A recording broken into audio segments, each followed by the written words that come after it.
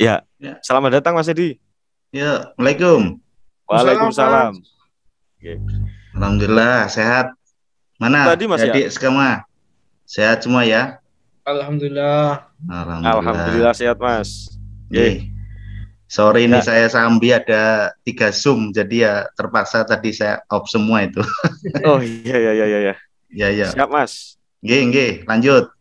Jadi Gimana, itu Mas tadi Aziz? Mas, Ketum Yogi tadi sudah apa namanya menceritakan perjalanan selama kepengurusan. Terus kemudian ada beberapa poin harapan ya. Poin Ya, harapan yang pertama itu tentunya Batko ke depan itu harus mampu melakukan kerja-kerja strategis. Terus hmm, kemudian harus bisa menciptakan kemandirian secara ekonomi bagi kader-kader ya, ini yang nanti hmm. setelah berkader itu harus mandiri secara ekonomi. Nah, itu Oke. dua poin yang tadi disoroti oleh Ketua Umum yang Hmm, sampai hari ini mungkin kita juga perlu solusi, perlu apa ya bahasanya, tidak hanya secara teoritis gitu loh, Mas hmm, Edi. Jadi di sini ada panjenengan selaku seorang senior yang juga sudah berkiprah ya, berkiprah dalam bidang ekonomi. Tentunya ada banyak hal yang mungkin perlu untuk kita ketahui bersama, Mas Edi. ya. Utamanya kepada para kandidat ini biar menjadi inspirasi ya kan. Ke depan ini Batko HMI Jawa Timur mau dibentuk seperti apa kan begitu Mas Edi. Ya. Ya, monggo Mas Oke. Edi. Ya. Baik, terima kasih di Aziz. Bismillahirrahmanirrahim. Assalamualaikum warahmatullahi wabarakatuh. Waalaikumsalam warahmatullahi Alhamdulillah wabarakatuh. rabbil alamin wa bihi nasta'inu ala umuri dina waddin wassalatu wassalamu ala asrofil anbiya'i wal mursalin sayyidina Muhammadin wa ala alihi washabihi ajmain. Waduh. Yang saya hormati Ketum Batko Adinda Yogi Pratama, kemudian para pengurus Batko, mungkin juga pengurus cabang atau ketua cabang, saya belum tahu satu persatu, serta kader-kader yang lain, dan saya lihat ada juga ini beberapa alumni bergabung. Tentunya kita sama-sama terus tanamkan rasa syukur kita kepada Allah Subhanahu wa taala karena kita senantiasa diberi kesehatan, keselamatan sampai malam hari ini, dan mudah-mudahan kita akan sehat terus. Amin. Di tengah situasi pandemi yang belum selesai. Adik-adikku sekalian, saya mengapresiasi kegiatan pada malam hari ini. Paling tidak ada di HMI lewat Batko Jawa Timur sudah punya inisiatif bagus untuk membangun terus proses dialektika di sana antar kader. Ini sebuah proses yang bagus. Jadi saya harapkan proses begini tidak sekedar ketika akan menghadapi musda, tapi ini akan jadi budaya. Ya bahasanya nyangkruk, walaupun nyangkruk virtual, ya kan, tetapi ini akan banyak manfaatnya kalau kita semakin banyak berdialektika, karena salah satu kekuatan HMI adalah kuatnya dalam hal proses berdialektika. Tentunya kalau bicara dialektika, maka yang harus diperkuat adalah literasinya. Nah, ini saya kira PR ya, PR bagi kader-kader untuk memperkuat literasinya. Dan ini yang jadi pembeda HMI dengan organisasi yang lain, karena sejak HMI lahir memang kader-kadernya kuat di literasi gitu. Oleh karena itu saya kira ini PR utama yang harus dibenahi, bagaimana memperkuat basis literasi di kader-kader kita. Kan? Sehingga apa? Kita kalau ketemu dengan orang, diskusi, ya, kemudian kita dimintai pandangan, ya, insya Allah, anulah, ketok lah, leku kader HMI kan begitu. Wawasannya jero dan jauh ke depan, kan begitu. Ya, jadi itu yang pertama, adik-adik sekalian. Saya sih berharap forum malam hari ini banyak dihadiri oleh kader-kader HMI karena ini momentum bagus ya. Ya mungkin karena saya tidak tahu apakah karena persiapan yang terlalu mepet atau bagaimana sehingga mungkin pesertanya belum begitu banyak. Ke depan ini saya lihat mungkin volume 1 ya, Mas. Ya nanti di Ya, volume-volume berikutnya ya bisa bisa dimobilisir lagi banyak kader-kader yang bisa hadir ya di situ. Kenapa? Yaitu tadi penting untuk saling berdialektika, saling mengisi ya. Sehingga apa? HMI hadir menjadi sebuah sebuah inspirasi, sebuah poros kekuatan dalam hal pemikiran dan sebagainya. Itu. Berikutnya adik-adik sekalian, sebagaimana kita ketahui bahwa kalau mengacu pada tema pada malam hari ini, harapan kejayaan khususnya HMI Jawa Timur, tentu ada banyak hal yang sekiranya kita perlu kita refleksikan kembali ya. Yang pertama tentu sebagaimana tadi Tum Yogi bilang, zaman terus berubah ya. Setiap generasi punya zamannya. Nah, hari ini zamannya adik-adik sekalian. Tentunya situasinya sangat berbeda dengan situasi kami dulu. Oleh karena itu, yang paling memahami situasi zaman adalah ya teman-teman sekalian. Tetapi kalau teman-teman gagal memahami zamannya, ya ini yang jadi awal dari kejumudan atau awal dari susahnya organisasi itu bergerak. Perlu saya sampaikan bahwa coba kalau kita sama-sama lihat dari perspektif sistem pendidikan kita juga, itu kan sudah sangat berbeda ya, sistem pendidikan kita. Kalau dulu zaman kami kuliah masih bisa lah sekitar paling tidak 7 tahun, bahkan molor-molor bisa 10 tahun. Sekarang kan tidak bisa, ya kan? Sekarang dibatasin 5 tahun kudu lulus, kan begitu, ya kan? Nah ini juga harus menjadi sebuah perhatian serius adik-adik ketika memformat pola perkaderan. Artinya apa? Sudah tidak bisa lagi mengandalkan mencari kader ketika masuk ke universitas sebagai mahasiswa baru. Tetapi yang harus sudah dilakukan mulai dari level komisariat, kemudian korkom cabang, bahkan support badko, itu sudah harus jemput bola. Jadi bukan lagi menunggu calon mahasiswa masuk di universitas, tapi kita sudah harus masuk di ranahnya SLTA dan sebagainya.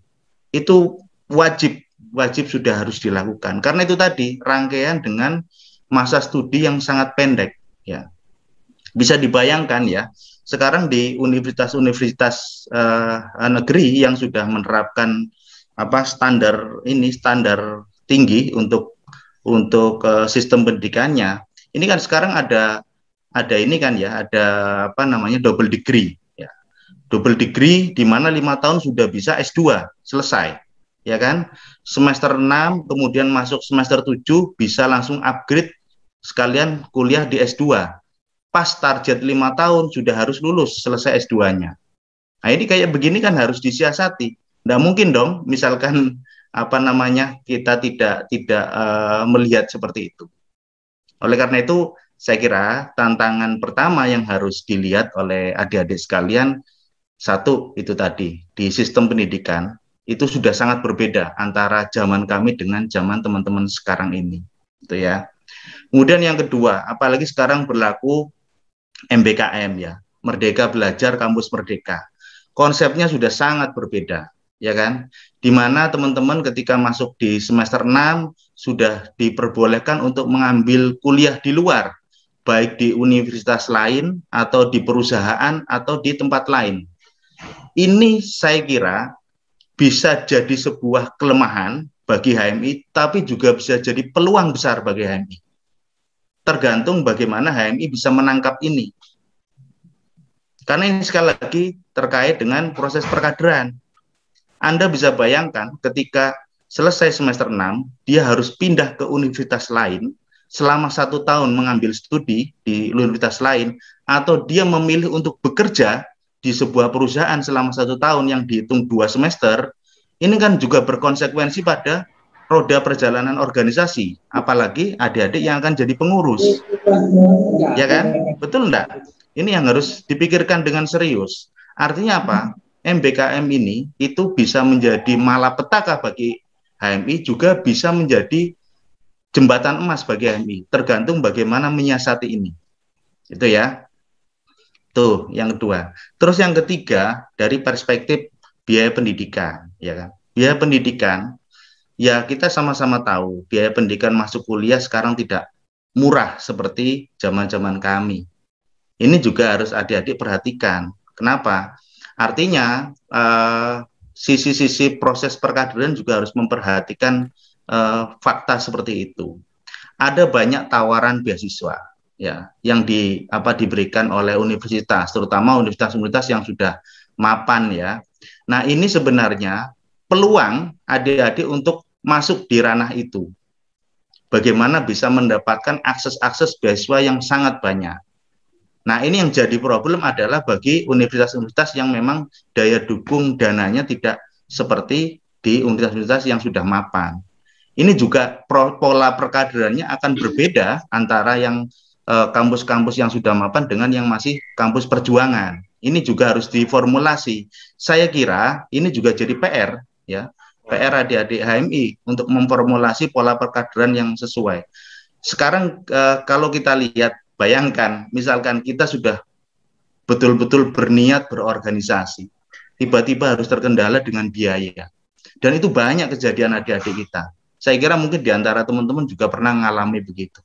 Ini kan sebenarnya sudah bukan masanya seperti itu. Mungkin kalau di kami dulu masih minim beasiswa, kami masih kelaparan, kami masih susah, sama masih nyadong-nyadong ke senior, itu hal yang biasa. Tetapi sekarang jangan sampailah terjadi pada adik-adik yang seperti itu. Ya kan? Apalagi senior-seniornya insya Allah di beberapa kampus sudah di posisi-posisi yang strategis. Artinya ini sekali lagi peluang untuk untuk berkolaborasi, ya, bagaimana membangun sebuah sinergi dan kolaborasi yang lebih bagus, lebih kuat, saling menguatkan. Kayak kemarin contoh saja, saya dalam seminggu ini itu disambati banyak kader nggak bisa bayar UKT. Kenapa? Ya orang tuanya terimbas pandemi. Ya saya bisa maklum. Lo bayangkan, lo kondisi kayak begini, iya kan? Tiba-tiba pagi-pagi sudah subuh, Cak, besok saya harus membayar, nggak ada uang. Ya apa terus, apa sing tega lek ngono iku. Nah, artinya kan nggak bisa seorang Edi Ortega itu harus mengatasi banyak orang kalau kemudian tidak menggunakan jejaring yang ada. Artinya apa? Bahwa di kita, ya alhamdulillah dengan jejaring, dengan relasi senior-senior yang berada di kampus, problem-problem begitu bisa kita selesaikan. Ya artinya apa? Artinya bahwa bagaimana teman-teman membangun relasi yang saya sebut tadi, relasi dan sinergi yang bagus dengan senior-senior di situ. Ya kan?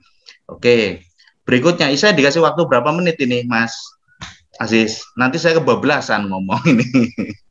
5 menit lagi maksimal. Oh, 5 menit lagi. Ya. Oh ya udah. Saya biasanya kalau paparan 1,5 jam, 2 jam ini ya udah terbatas ya. Ya udah, yang penting saya kasih ini dulu dah, clue-nya dulu.